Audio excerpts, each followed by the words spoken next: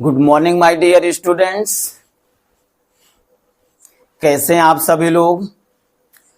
आशा करता हूं कि मेरे सारे बच्चे मस्त होंगे, व्यस्त होंगे, स्वस्थ होंगे और जबरदस्त होंगे और आपके पेरेंट्स भी बेहतर होंगे। Okay, in fact I am saying about you, you are bold students. आप बोल्ड स्टूडेंट्स हैं। क्यों बोल्ड स्टूडेंट्स हैं? क्योंकि जो स्टूडेंट्स या जो व्यक्ति अपने लक्ष्य को अपने निगाहों में रखता है, कहां रखता है भैया? अपने निगाहों में रखता है। हर पल अपने लक्ष्य को अपने मस्तिष्क में रखता है, जिसके सकारात्मक दृष्टिकोण होती है, जिस स्टूडेंट या जिस व्यक्ति की सकारात्मक दृष्टिकोण होती है, जो ईमानदार होता है, जो ईमानदार होता है, जो अपनी नैतिकता को बाखूबी से निभाता है, जो अपनी जिम्मेदारी को निभाता है, जो अपने पेरेंट्स की आज्ञा का पालन करता है, जो अपने गुरुजनों की आज्ञा का पालन करता है और हमेशा अच्छा बनने की कोशिश करता है और मन में एक भाव होता है कि नहीं, हम पढ़ लिख कर देश की सेवा के लिए समर्पित होंगे। इनफैक्ट वही स्टूडेंट बोल्ड होता है। इसलिए मैं कहता हूं कि यू आर बोल्ड स्टूडेंट्स। आप बोल्ड स्टूडेंट्स हैं। Once again you are welcome to okay English classes. आपका ओके इंग्लिश क्लासेस में हार्दिक स्वागत और अभिनंदन है। कम टू द पॉइंट पे आते हैं। आज आपको फिर एक ऐसा यूज पढ़ाने जा रहा हूं जिससे पढ़कर आपको मजा आ जाएगी और आप कहेंगे नहीं, वाकई आपके अंदर कॉन्फिडेंस आएगा कि नहीं, जो सर पढ़ा रहे हैं ये कंटेंट बहुत ही जबरदस्त है, बहुत ही तगड़ा है। ठीक है, क्या आप पढ़ने के लिए तैयार हैं? क्या आप पढ़ने के लिए तैयार हैं? Very good. You are ready to study. I mean you are ready for study. I am ready to teach you. यदि आप पढ़ने के लिए तैयार हैं तो मैं आपको पढ़ाने के लिए तैयार हूं। क्या आप तैयार हैं? मेरे सारे बच्चे तैयार हैं। Very good. आज हम पढ़ेंगे क्या पढ़ेंगे? अरे भैया, आज हम पढ़ेंगे यूज ऑफ गेट। क्या पढ़ेंगे? Use of get. और ऐसा कंटेंट परहैप्स आपने अभी तक नहीं पढ़ा। चलिए, जैसे कह दिया जाए, मोहिनी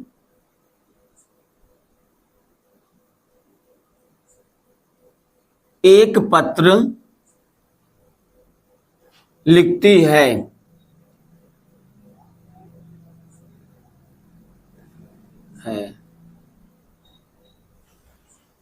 श्रुति शुक्ला, क्या आप सुन पा रहे हो?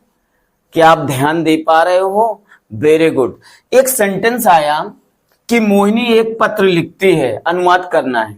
बताइए, श्रुति आप ही बताएंगे, छाया भी बताएंगे। ठीक है भाई। अंजना भी बताएंगी, विमलेश भी बताएंगे, दीपक भी बताएंगे, सौरभ भी बताएंगे। सारे लोग बताओ, एक साथ बताओ, इसका अनुवाद क्या होगा? Very good. मोहिनी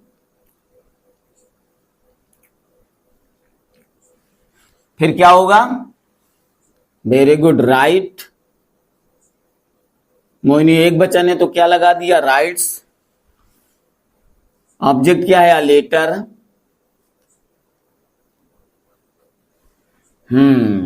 ये बात तो सही है भाई। ये सेंटेंस तो आपने सही बनाया कि Mohini writes a letter. Mohini एक पत्र लिखती है। Very good, that is wonderful. अच्छा, कह दिया जाए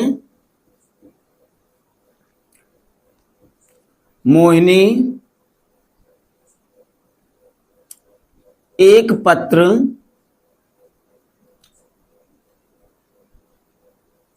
लिखवाती है।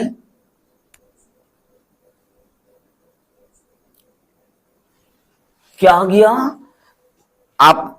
आपने इसका अनुवाद बिल्कुल सही बताया सभी लोगों ने। शाबाश। मोहिनी एक पत्र लिखती है। Mohini writes a letter. लेकिन भैया अब ये बताओ ये सेंटेंस तो आ गया, मोहिनी एक पत्र लिखती है। जरा सारे लोग मिलकर मुझे ये बताओ, मोहिनी एक पत्र लिखवाती है। अरे भैया बताइए, मोहिनी एक पत्र लिखवाती है, क्या है अनुवाद इसका? कैसे होगा? कैसे अनुवाद होगा? ऐसे ही होगा, मोहिनी राइट्स अ लेटर। बिल्कुल गलत, बिल्कुल रॉन्ग सेंटेंस, बिल्कुल रॉन्ग सेंटेंस। ऐसे अनुवाद बिल्कुल नहीं होगा, बिल्कुल भी ऐसे अनुवाद नहीं होगा।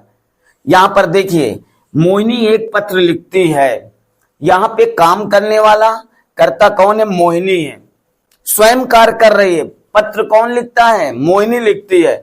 लेकिन यहां पर देखो, मोहिनी एक पत्र लिखवाती है, इसका मतलब यहां पे जो कर्ता है वो स्वयं कार्य न करके किसी अन्य व्यक्ति से करा रहा है। यहां पे मोहिनी एक पत्र लिखवाती है, यानी मोहिनी पत्र नहीं लिख रही है, मोहिनी किसी अन्य व्यक्ति से पत्र लिखवाती है। तो ऐसे वाक्यों में कैजेटिव वर्ब का प्रयोग होता है। किसका प्रयोग होता है? कैजेटिव, CAU, कैजेटिव वर्ब का प्रयोग किया जाता है।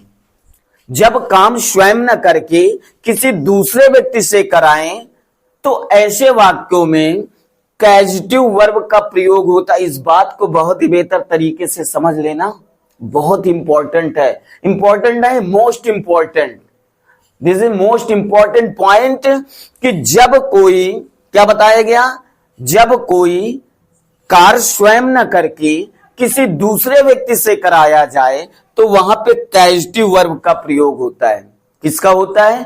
कैजेटिव वर्ब का। तो इसमें क्या है? कैजेटिव वर्ब का प्रयोग होगा। और कैजेटिव वर्ब दो प्रकार के होते हैं। कितने प्रकार के होते हैं?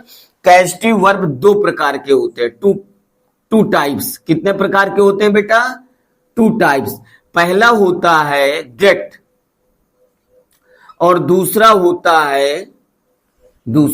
है मेक। क्या होता है? मेक। ठीक है, तो आपको मैं कैजेटिव वर्ब का पहला यूज बता रहा हूं। कौन सा यूज? आप गेट। तो गेट देखो कैजेटिव वर्ब है ना, कैजेटिव वर्ब है ना। वेरी गुड, ये बात समझ में आ गई, ये बात समझ में आ गई। बिल्कुल अब आप उड़ा देंगे सेंटेंस को, आप बिल्कुल उड़ा देंगे। तो यहां पर एक बार फिर से समझ लीजिएगा, मैं फिर से आपको समझाने की कोशिश कर रहा हूं, क्योंकि ओके इंग्लिश क्लासेज की यही विशेषता है कि हर एक बात को 2-3 बार रिपीट करके मैं बताता हूं, ताकि मेरे सारे बच्चे बेहतर तरीके से समझ सकें और समझ लें। ओके, इसलिए मैं मेहनत कर रहा हूं ताकि आप बेहतर तरीके से समझ लें। तो मोहिनी एक पत्र लिखती है, इसमें स्वयं कार्य कौन कर रहा? मोहिनी कर रही ना मोहिनी। लेकिन अब इसमें मोहिनी एक पत्र लिखवाती, तो भैया इसका अनुवाद तो हो गया, बहुत बढ़िया। लेकिन मोहिनी एक पत्र लिखवाती है, इसमें थोड़ा ध्यान देना है कि इसमें जो मोहिनी है ये अपना काम स्वयं नहीं कर रही है, ये अपना काम स्वयं नहीं कर रही, बल्कि दूसरे किसी अन्य व्यक्ति से अपना पत्र लिखवा रही है। तो ऐसे वाक्यों में कैजेटिव वर्ब का प्रयोग होता है। और कैजेटिव वर्ब दो प्रकार के होते हैं, नंबर 1 गेट, नंबर 2 मेक। तो पहला यूज आपको कौन सा पढ़ना? Use of get. अब आप देखिए गेट का प्रयोग कैसे, क्यों और किस प्रकार किया जाता है। ठीक है, चलिए देखिए। तो इतनी बात तो याद रखोगे ना, इतनी बात तो याद रखोगे ना। इसे राइट कर लीजिएगा, इतना राइट कर लो। कैजेटिव वर्ब दो प्रकार के होते हैं, नंबर 1 गेट, नंबर 2 मेक। ठीक है, ये बात तो समझ गए ना, ये बात समझ गए ना। वेरी गुड, शाबाश।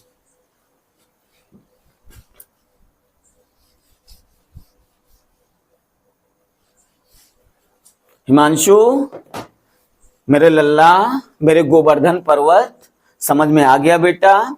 समझ में आ गया। चलिए देखिए कि गेट का प्रयोग कैसे किया जाता है। ठीक है, तो अनुवाद करते समय सब्जेक्ट लिखते हैं, सही है, गेट लगाते हैं। गेट का प्रयोग टेंस के अनुसार करते हैं। प्रेजेंट में है तो भैया सिंगुलर सब्जेक्ट है तो गेट के साथ एस लग जाएगा, एस लग जाएगा, गेट्स हो जाएगा। प्लूरल सब्जेक्ट है तो गेट लगेगा। पास्ट में है, आई मीन कहने का तात्पर्य गेट का प्रयोग किसी भी टेंस में हो सकता है या किसी भी टेंस में हो सकता है। प्रेजेंट में भी हो सकता है, आई मीन प्रेजेंट में भी हो सकता है, पास्ट में भी हो सकता है और फ्यूचर में भी हो सकता है। Okay, that is clear. You have any problem? Perhaps not. Very good. देखिए, अनुवाद करते समय सब्जेक्ट, फिर गेट, फिर ऑब्जेक्ट। ऑब्जेक्ट के बाद वर्ब की थर्ड फॉर्म लिखते हैं। कौन सी फॉर्म लिखते हैं? थर्ड फॉर्म लिखते हैं। इस बात को समझना बहुत इंपॉर्टेंट है। ओके, चलिए देखिए कैसे अनुवाद किए जाते हैं। Please try to understand everyone. Maya एक पत्र लिखवाती है। अब यहां पर देखिए, माया एक पत्र लिखवाती है, इसका मतलब माया स्वयं पत्र नहीं लिख रही है, किसी अन्य किसी व्यक्ति से लिखवा रही है। तो ऐसे वाक्यों में गेट का प्रयोग होगा, इस बात को याद रखना। चलिए अनुवाद करते हैं। सब्जेक्ट क्या है? माया। फिर इसके बाद क्या लिखना है? गेट लगाना है। अब ये देखिए प्रेजेंट में है, माया एक वचन है तो एस लगाओगे ना, गेट्स। फिर इसके बाद ऑब्जेक्ट क्या है? देखिए, एक पत्र, अ लेटर, अ लेटर। फिर इसके बाद वर्ब की थर्ड फॉर्म लिखना राइट होता है, राइट का थर्ड फॉर्म क्या हो जाएगा? Written, WRITTEN, written, full stop. Your sentence is complete. क्या हुआ? Maya gets a letter written. इस बात को याद रखना, बहुत इंपॉर्टेंट यूज है, ये बहुत इंपॉर्टेंट यूज है। मान रहे हैं आप? मान रहे हैं ना? Very good. चलिए, माया गेट्स, सब्जेक्ट माया, प्रेजेंट में प्रेजेंट का वाक्य है, आई मीन प्रेजेंट इंडेफिनिट का है, तो सब्जेक्ट हमने लिखा माया। फिर इसके बाद हमने गेट लगाया। माया एक वचन है तो गेट्स हो गया, एस लग गया। ऑब्जेक्ट क्या है? एक पत्र, अ लेटर हो गया। और वर्ब की थर्ड फॉर्म लिखना या लिखवाना मीन एक है, तो राइट का थर्ड फॉर्म रिटन हो गया और आपका सेंटेंस बिल्कुल कंप्लीट हो गया। हिमांशु समझ में आया? समझ में आया बेटा? खुशी? Very good. चलिए दूसरा सेंटेंस, तुम अपना मोबाइल ठीक करवाते हो। चलिए अनुवाद करते हैं। तो हो भैया प्रेजेंट इंडेफिनिट ही है। सब्जेक्ट क्या है? यू। ठीक है, सब्जेक्ट लिख दिया। फिर क्या लिखना है? गेट। अब देखो, यू बहुवचन सब्जेक्ट है, प्लूरल सब्जेक्ट है, तो SAIS तो लगाएंगे नहीं भाई, है ना? ठीक है, गेट लग गया। अब ऑब्जेक्ट क्या है? अपना mobile, you get your mobile. तुम के साथ अपना के लिए योर, तुम अपना mobile, you get your mobile, your mobile, you get your mobile. ठीक करवाना, रिपेयर, तो थर्ड फॉर्म क्या हो जाएगी? Repaired, full stop. You get your mobile repaired, तुम अपना मोबाइल ठीक करवाते हो। तुम खुद नहीं ठीक कर रहे हो, करवा रहे हो किसी अन्य व्यक्ति से, तो ऐसे वाक्यों में गेट का प्रयोग होता है। बात समझ में आई? Very good. तीसरा सेंटेंस देखिए, शाबाश। वह मुझसे पत्र लिखवाती है। ठीक है, वह, सी, गेट, सी एक वचन तो गेट्स। ऑब्जेक्ट क्या है? पत्र, अ लेटर, एक पत्र या पत्र, ठीक है, अ लेटर। फिर क्या है?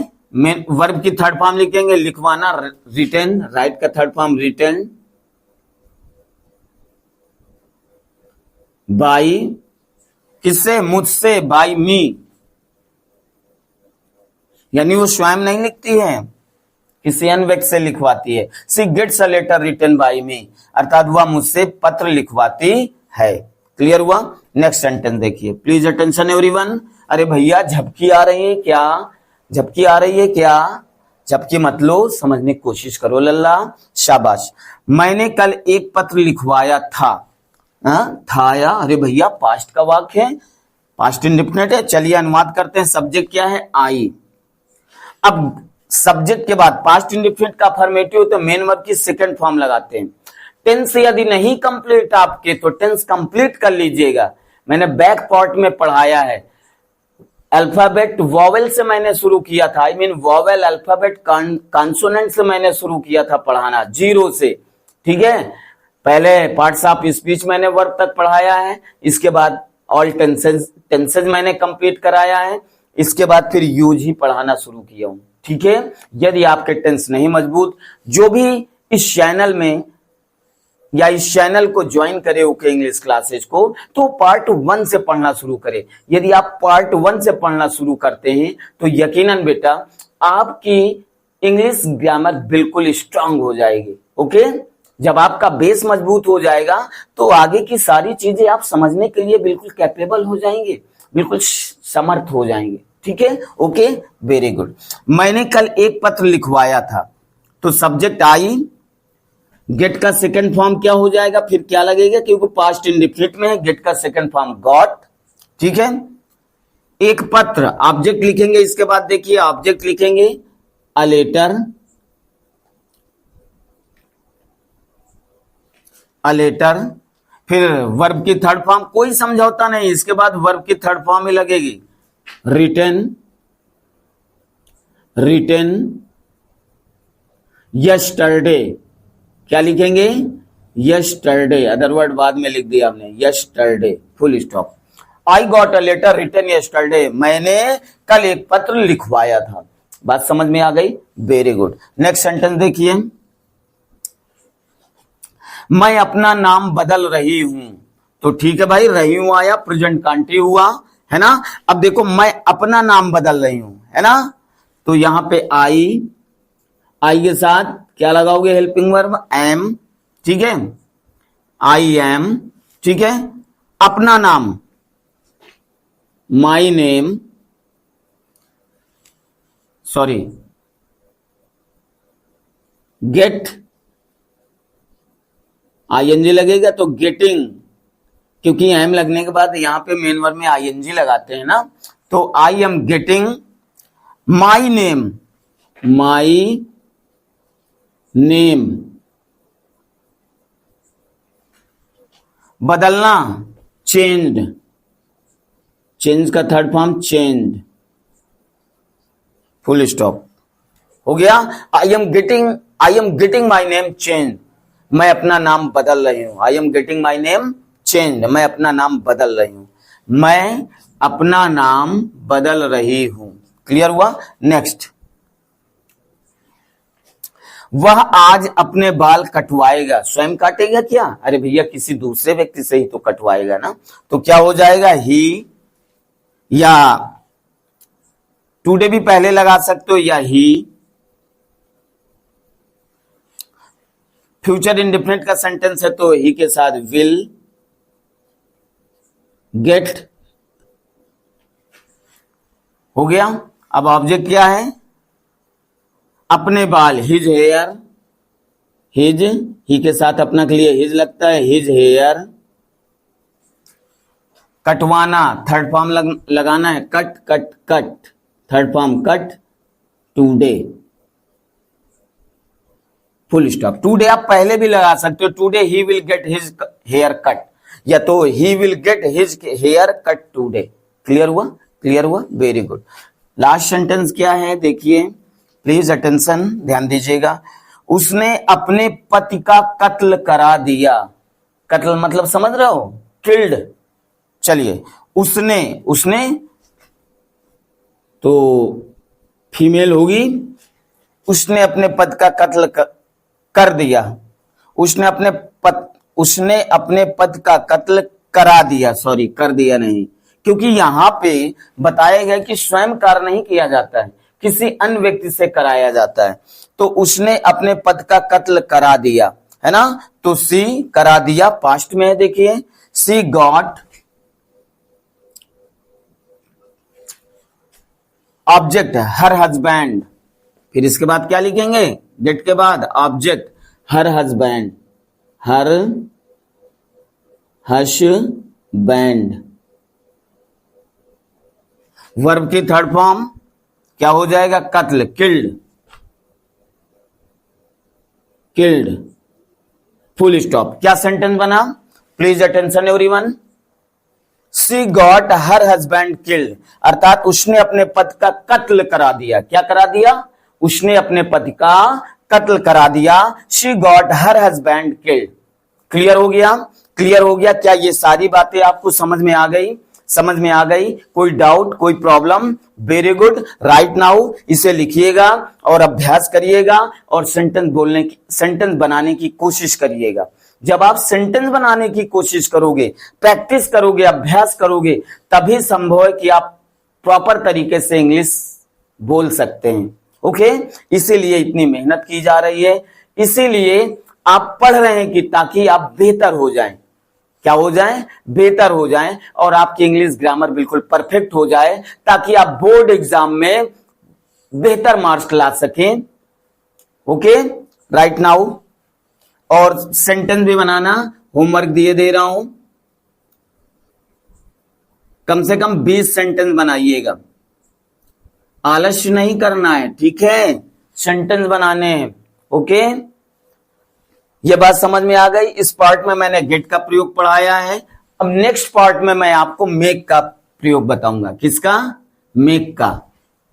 बात समझ में आ गई? बात समझ में आ गई? Right now everyone, very good. Thank you so much. Thank you so much all of you, and thank you watching for my video. Best of luck. Thank you so much.